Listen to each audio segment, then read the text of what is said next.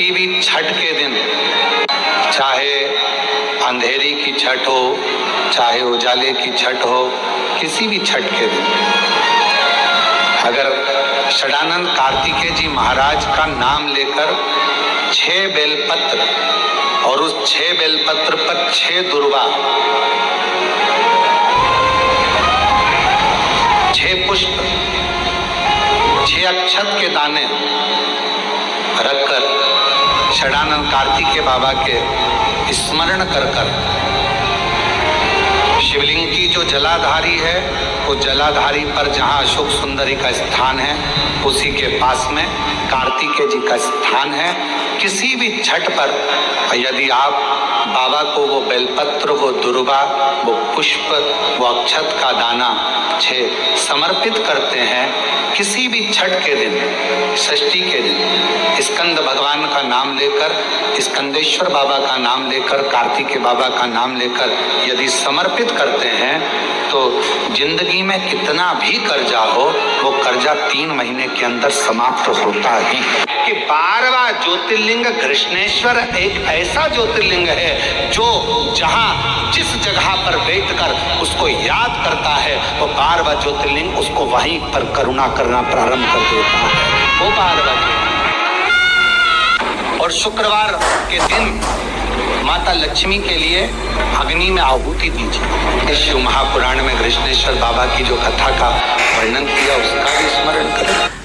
यदि शरीर में, हाथ में कंपन हो रहा है, पांव चलते नहीं बन रहा है, शरीर हाँफ ज्यादा भरा रही है, खूब ज्यादा शरीर चल नहीं पाता, थोड़ी थोड़ी देर में हांफड़ी भरा जाती है, हाँफ भरा जाती है, या पीछे से रीढ़ की हड्डी दुखना प्रारंभ हो जाती है, तो उसके लिए सरसों के फूल 108। काय के फूल? सरसों जानते हो सब लोग? सरसों के फूल 108 भगवान शंकर के मंदिर में कृष्णेश्वर महादेव का नाम लेकर 108 सरसों के फूल एक एक कर कृष्णेश्वर बाबा को समर्पित कर दो। उसी फूल को उठाकर नंदी जो मंदिर में है, उसका पीठ का ऊपर का एक भाग होगा, नंदी के पीठ पर अग्र भाग ऊपर का होता है, उस भाग को वो 108 सरसों के फूल छुआ दो और उसको लेकर घर पर जाओ, उसको सूखने डाल दो। सूखने के बाद वो सरसों के फूल का थोड़ा थोड़ा सा भाग सुबह के समय पर खाली पेट जरा सा भाग रोज खाना प्रारंभ करो।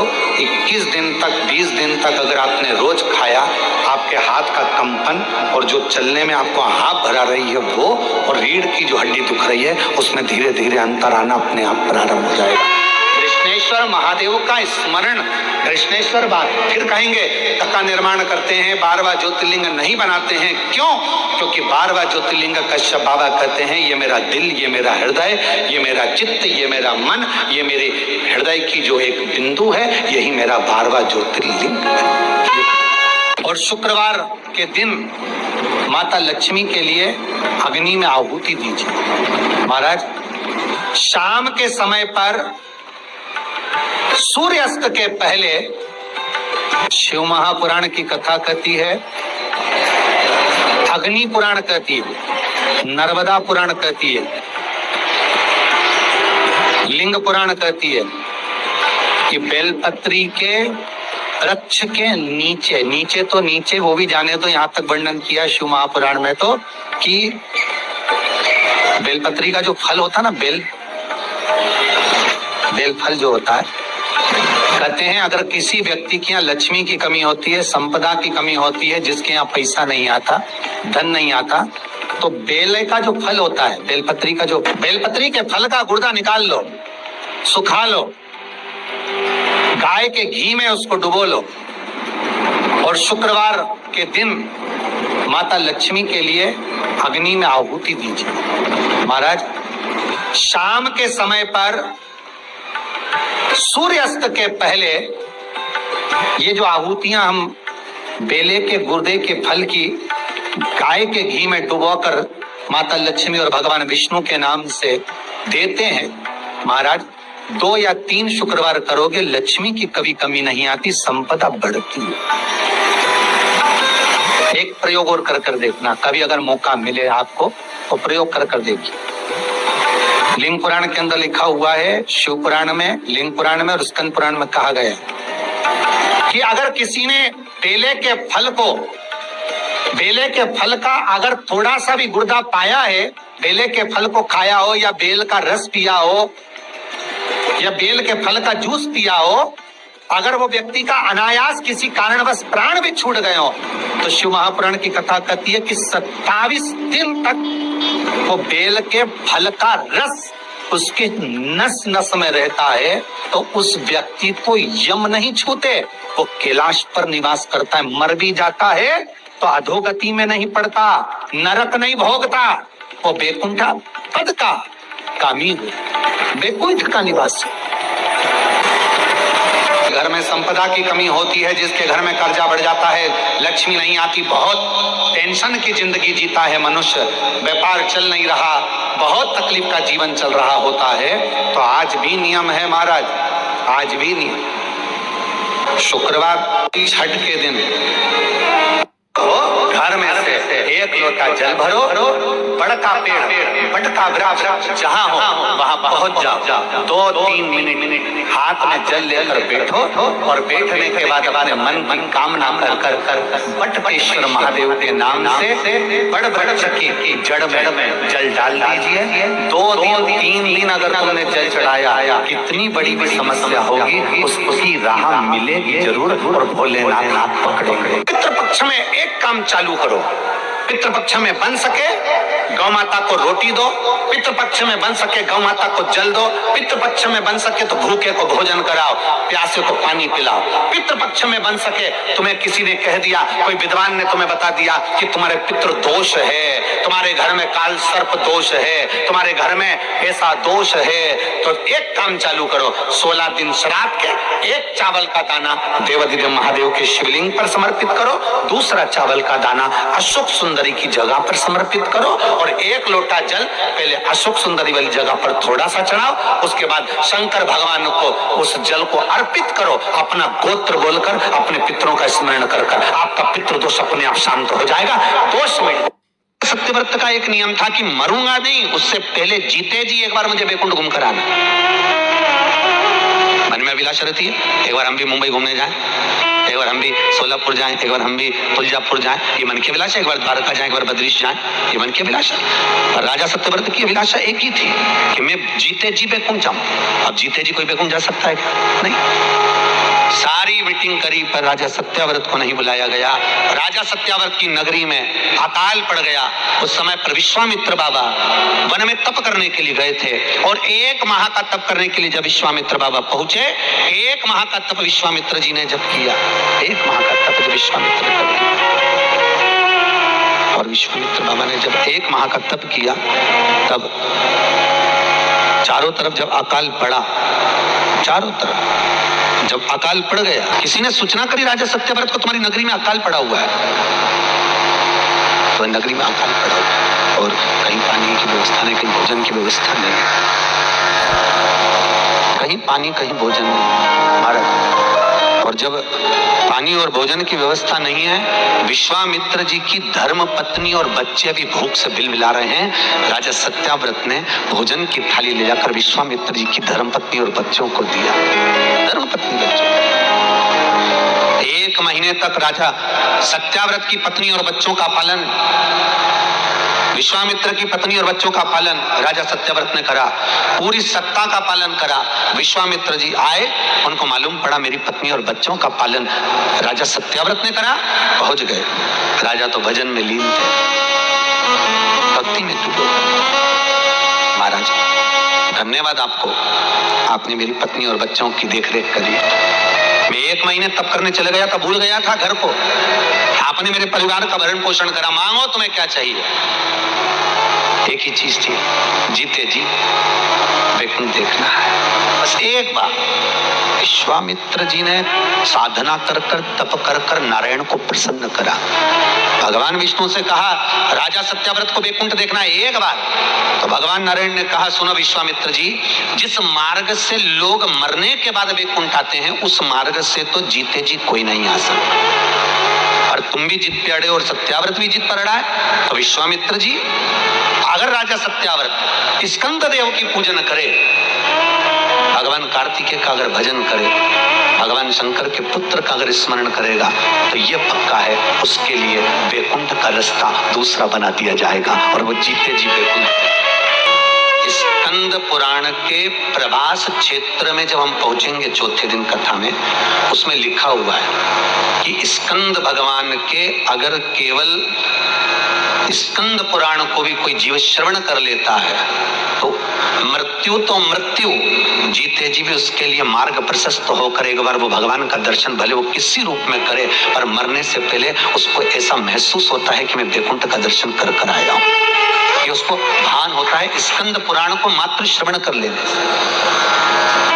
मात्र श्रवण, स्कंद भगवान का पूजन करा, भगवान शंकर का शिवलिंग बनाया, शंकर भगवान के गणेश जी को और स्कंद देव को बिठाकर पूजन किया। इतना पूजन करा विश्वामित्र और सत्याव्रत ने, इतना पूजन करा, भगवान विष्णु ने कहा नया रास्ता बना दिया जाए। विश्वामित्र जी ने धर्म से स्कंद देव से कहकर एक मार्ग का निश्चय किया। उस मार्ग पर राजा सत्याव्रत चलकर जाने लगे। जब थोड़ी दूर पर राजा सत्याव्रत पहुंचते सी उसी समय पर इंद्र को जलन होने लगी कि जीते जी तो कोई आ ही नहीं सकता, तो मरा हुआ ये जीते जी कैसे आ गया। इतने में इंद्रदेव ने उसी समय राजा सत्याव्रत को ऊपर से नीचे धक्का मार दिया। धक्का दिया, राजा सत्याव्रत नीचे आ गया। वैकुंठ के मार्ग से धक्का देकर राजा सत्याव्रत को नीचे फेंक दिया। राजा सत्याव्रत ने विश्वामित्र जी से कहा, मेरा तप, मेरी साधना और स्कंद देव ने मुझे मार्ग दिया, इसके बाद भी इसने नीचे क्यों फेंका, मैं नहीं जानता, और तू चिंता मत कर। विश्वामित्र जी ने कहा, फिर स्कंद देव की पूजन कर। महाराज, एक बेलपत्री एक तुलसी, एक बेलपत्री एक तुलसी, एक बेलपत्री एक तुलसी स्कंद देव को चढ़ाया गया।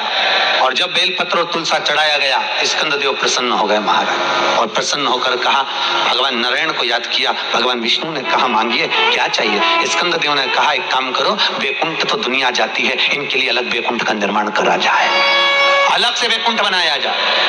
वैकुंठ लोक और मृत्यु लोक के बीच में एक वैकुंठ बना दिया गया और उस वैकुंठ पर मार्ग प्रशस्त करा सत्याव्रत के लिए। जब राजा सत्याव्रत के लिए मार्ग प्रशस्त करा, तब भगवान विश्वामित्र को लगा कि वैकुंठ तो हवा में टंग रहा, कहीं वापिस सत्याव्रत ऊपर चढ़ा और नीचे गिर गया तो करा क्या जाए। तब भगवान विश्वामित्र जी ने उसी समय पर एक बड़ा सा खंबा ले जाकर उस वैकुंठ में लगाया। खंबे को लगाया, सत्याव्रत ऊपर गया। जाने के बाद जैसे सत्याव्रत ने प्रणाम करा, प्रणाम करते ही, वैकुंठ का दर्शन करते ही एक अश्रु उस खंबे पर गिरा। उस खंबे पर गिरते ही वो अश्रु के खंबा स्पर्श होने से नारियल का वृक्ष प्रकट हो गया। भगवान उसी समय माता पार्वती ने कहा, स्कंद देव, भले लोग गणेश जी का पूजन करे, प्रथम गिनती में गिने, पर तू हर कलश के ऊपर तू ही विराजमान मिलेगा। और स्कंद देव उस नारियल के रूप में विराजमान हो गए। आप 5 या 7 दिन रेगुलर लगातार प्रैक्टिकल करना चालू करो, भले आज से चालू कर दो। अगर बहुत भारी तकलीफ है कि ये तकलीफ बहुत भारी है, मिटी नहीं रही, द्विजेश्वर महादेव का नाम लो, एक लोटा जल लो, शंकर भगवान को, जैसे ये शिवलिंग, ये जलाधारी, ये जलाधारी का भाग, द्विजेश्वर महादेव का नाम लेकर जो जल चढ़ाया जाता है वो यहाँ से चालू होता है। जहाँ से पानी बहकर नीचे जाता है ना, तो यहाँ से जल चढ़ाना प्रारंभ होता है द्विजेश्वर महादेव का। द्विजेश्वर महादेव का जल यहाँ से चढ़ाते चढ़ाते चारों तरफ घुमाते हुए वापिस जलाधारी पर आता है, जहां से जल अपन बह रहा है उधर, फिर वापिस आता है और सामने जहां तुम खड़े हो, चाहे इधर खड़े हो चाहे इधर खड़े हो, वो जल वापिस आकर फिर इसी तरह से धार पड़ती पड़ती शंकर के शिवलिंग पर जाती है और द्विजेश्वर महादेव से प्रार्थना करी जाती है। तो कैसी भी दुख की घड़ी हो, वो दुख की घड़ी टल ही जाती है। पक्षी पितरों के तुल्य, कौवा, हंस और गरुड़। एक कौवा और एक श्वान, कुत्ता, ये दो ऐसे होते हैं जिनको 20 मिनट पहले, आधे घंटे पहले, 1 दिन पहले, 24 घंटे पहले, 48 घंटे पहले क्या होने वाला होता है, कौवे को और श्वान को भान हो जाता है। क्यों? क्योंकि ये यमलोक में जहां यमराज निवास करते हैं, स्वान और कौवा उस स्थान का भाग ग्रहण करते हैं और उनको ये ज्ञान पूर्व से यमराज से प्राप्त होता रहता है, पूर्व प्राप्त होता रहता है। एक कौवा एक स्वान, कोई घटना घटने वाली होती है तो कुत्ता रोने लगता है, कोई घटना घटने वाली होती है तो कौवा आकर बैठ जाता है, कोई आ रहा है तो कौवा आएगा, कोई भाव सूचक है तो कौवा आकर बैठेगा। दरवाजे पर कैसे उसका भी भान है, अटारी पर कौवा कहाँ बैठा है, दरवाजे पर कौवा कहाँ बैठा है, किस स्थान पर कौवा विराजमान है, उसका भी भाव हमारे शास्त्र में वर्णन है। तीन पक्षी, तीन वृक्ष पितरों के तुल्य, पक्षियों में कौवा, हंस और गरुड़, ये पितरों के तुल्य जो अधोगति में मर जाते हैं, जिनको पिंड नहीं मिलता, तर्पण नहीं होता, ब्राह्मण का भोज नहीं मिल पाता, जो मर जाते हैं, जिनका अंतिम संस्कार तक नहीं होता, जिनकी गति बिगड़ जाती है, ऐसे जीव कौवे के अंश में प्रकट होते हैं। जो पूर्ण फल लेकर जाते हैं, पितृलोक में जगह नहीं होती, वैकुंठ में जगह नहीं होती, कहीं अगर जगह नहीं है देवलोक में तो इनको कौवे के अंश में, वरुण के अंश में या हंस के अंश में डाल दिया जाता है। महाराज फिर अगला वर्णन किया, तीन पशु, कुत्ता, गाय और हाथी, ये पितरों के तुल्य होते हैं। शिव महापुराण की कथा कहती है अगर श्राद्ध पक्ष में गया नहीं जा सकते तो गाय के मुख में गयासुर ने वर दिया था कि गाय के मुख में अगर कोई गया नहीं आ पाएगा तो गयासुर 16 दिन गाय के मुख में निवास करेगा। और गाय के मुख में श्राद्ध के समय पर अगर कोई रोटी देगा, श्राद्ध के समय पर जो भाग देगा उसको गया जी में पिंड करने का पुण्य फल प्राप्त होगा। ये गयासुर का वर गौ माता के लिए था।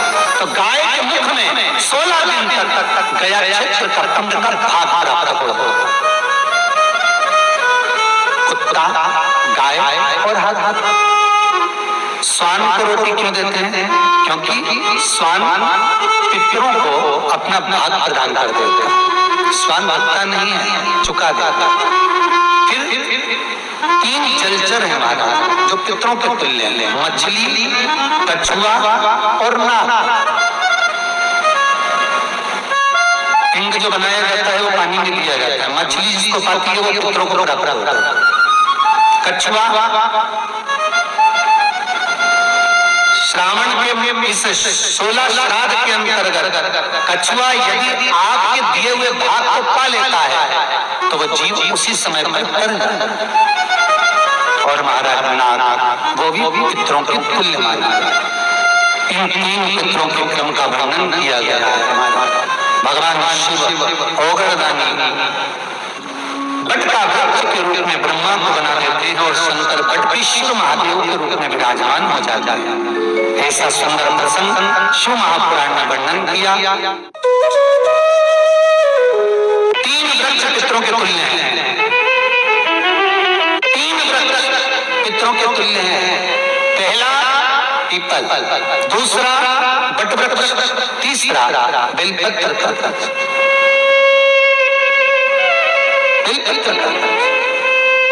अनायास श्राद्ध पक्ष में आप कुछ भी ना कर पाए, कुछ भी ना कर सकते हो तो एक पत्ते के ऊपर कोई सा भी पत्ता ले लो, चाहे पान का ले लो, कोई पीपल का ले लो, कोई भी पत्ते के ऊपर एक पुड़ी थोड़ा मीठा थोड़ा नमकीन रखकर अपनी कामना कर अपने पूर्वजों के लिए इन तीन वृक्ष के नीचे 16 श्राद्ध में किसी भी एक दिन आपको भोजन को रख कर जाइए, अपनी कामना कर सुख संभव होगा, पितरों को शांति। भूमंडल पर मृत्यु लोक में जितने भी जीव इस संसार सागर में भटक रहे होंगे, शिव महापुराण की कथा सुनकर वो भी तर जाएंगे। ये अकेली बिंदु को तारने वाली नहीं है, इस मृत्यु लोक में जो विराजमान। आज भी नियम है महाराज, श्राद्ध का भोजन टेबल पर नहीं कराया जाता, श्राद्ध का भोजन ब्राह्मण को कुर्सी पर बिठाकर नहीं कराया जाता, कि ब्राह्मण के लिए भूमि पर आसन लगना चाहिए और जमीन पर बैठकर कराना चाहिए। तब क्यों? क्योंकि इस भूमि पर बैठकर जब भोजन कराएंगे, इसी भूमि से ना जाने कितने पितृ गए, कितने तर्पण हुए, कितनी तिलांजलि हुई, इसी भूमि से, इस रज से, इस कण से ना जाने कितने जीव चल गए। अब लकड़ी पर या टेबल पर या कुर्सी पर बैठकर ब्राह्मण को भोजन कराने का प्रमाण नहीं है। ब्राह्मण अगर भोजन करने आसन पर बैठेगा, तुम अगर थोड़ा झुककर परसोगी, ब्राह्मण के सम्मुख में आप थोड़ा सा भोजन कराते समय झुकोगी, जरा विचार करिए। यशोदा मैया के घर में संतान नहीं थी। यशोदा जी श्रावण के महीने में श्रावणी करने आए हुए ब्राह्मण को मात्र खीर परोसने के लिए गई थी। 52 साल की उम्र थी, संतान का सुख नहीं दिख रहा था, खीर परोसने के लिए गई। उतनी देर में ब्राह्मणों ने देखा इनके घर में संतान नहीं है, पुत्र भव कह दिया। और यशोदा जी के पति श्री नंदराय जी कह रहे हैं कि बाबा मैं 60 का या 55 की, बाल हो गए धोले और तुम कह रहे हो पुत्र होगा, कहां से होगा? ब्राह्मण कहते हैं ब्राह्मण जब भोजन करता है, भोजन करते समय जब वर देता है, वो वर गलत नहीं हो सकता, कहीं से भी आएगा, पर छोरा तो आएगा। और आया, कहीं से भी आया, पर पुत्र आया, क्योंकि आशीर्वाद दिया था। श्राद्ध पक्ष का भोजन टेबल पर नहीं, कुर्सी पर नहीं, श्राद्ध पक्ष का भोजन ब्राह्मण को आसन लगाकर जमीन पर कराना चाहिए। भूमि पर श्राद्ध पक्ष में घर में बैठकर श्री शिवाय नमस्तुभ्यम थोड़ा जप लिया करो। शंकर अच्छता जी से हुआ, किसी ने सुनाया हो तुमको कि उसमें भूत गए थे, प्रेत गए थे, डाकनी गई थी, पिशाचिनी गए, चुड़ैल गई, कोई गया भूत प्रेत? अरे बोलो तो सही, नहीं गया। नहीं, केवल एक देवता ऐसे हैं जिनकी शादी में भूत भी गए, ने प्रेत भी गए, ने डाकनी, ने पितर, ने ये देव, ने वो देव, सब आ गए। शंकर भगवान ने किसी भी वीआईपी को नहीं बुलाया। अपनी जिंदगी में मान लो कोई काम आपका अटक रहा है और वो काम नहीं हो रहा, मान लो वो काम नहीं हो रहा, रिटर्न बढ़ा हुआ, वो काम नहीं हो रहा, बहुत दिनों से आप प्रयास कर रहे हो और काम अटका पड़ा हुआ है, तो प्रयास करना, गंगा जल, थोड़ा सा शहद, गंगा जल उसमें डालकर, ये जो श्राद्ध पक्ष चल रहा है, जिस समय पर, जिस श्राद्ध पक्ष के अंतर्गत, श्राद्ध पक्ष में एक पात्र में जल लेकर उसमें थोड़ा सा शहद, गंगा जल डालकर भगवान शंकर को कुंदकेश्वर महादेव के नाम से, कौन से महादेव? कुंदकेश्वर, क्योंकि विदल और उत्पल इन दोनों असुरों ने, राक्षसों ने जब बहुत उपद्रव मचाया, अब ठीक है, जब बहुत उपद्रव मचाया तब माता जगतजननी के कहने पर कुंदुक का प्रहार कर कर इन दोनों राक्षसों का संहार करा था। तो शिवजी का नाम कुंदकेश्वर पड़ गया था। क्या नाम पड़ा था? कुंदकेश्वर। कहते हैं बहुत बांधाओं में जब व्यक्ति पड़ जाता है, बहुत बांधाओं में जब व्यक्ति चला जाता है, कुछ ना कुछ समस्याओं में जब व्यक्ति फंसा रहता है, पड़ा रहता है, तो कुंदकेश्वर महादेव का स्मरण करना चाहिए। एक प्रयास और करना, छोटा सा प्रैक्टिकल करने में क्या जाता है। दुकान पर ग्राहक नहीं आ रहे ना, आधा घंटा हो गया कोई ग्राहक नजर नहीं आया, फालतू बैठे हो ना दुकान पर, जब ग्राहक नहीं आता तो फ्री हो, तो एक काम करो, कोई भी जरा सा हाथ में पानी लेकर कुंदकेश्वर महादेव के नाम से 51 बार, 21 बार बोलकर, 11 बार बोलकर वो पानी को दरवाजे पे छिड़क दो। आधा घंटा, ज्यादा से ज्यादा 20 मिनट, आधा घंटा 30 मिनट नहीं लगेंगे और ग्राहक प्रवेश करना प्रारंभ। प्रैक्टिकल करने में क्या जाए? अब इनमें कहीं घटा तुम्हारा कि पानी घट गया, कि बोलने से, कुंदकेश्वर महादेव का नाम लेने से जीवान घट गई, कुछ घटा? फायदा तो तुम्हारा ही हुआ। कुंद का ईश्वर का नाम।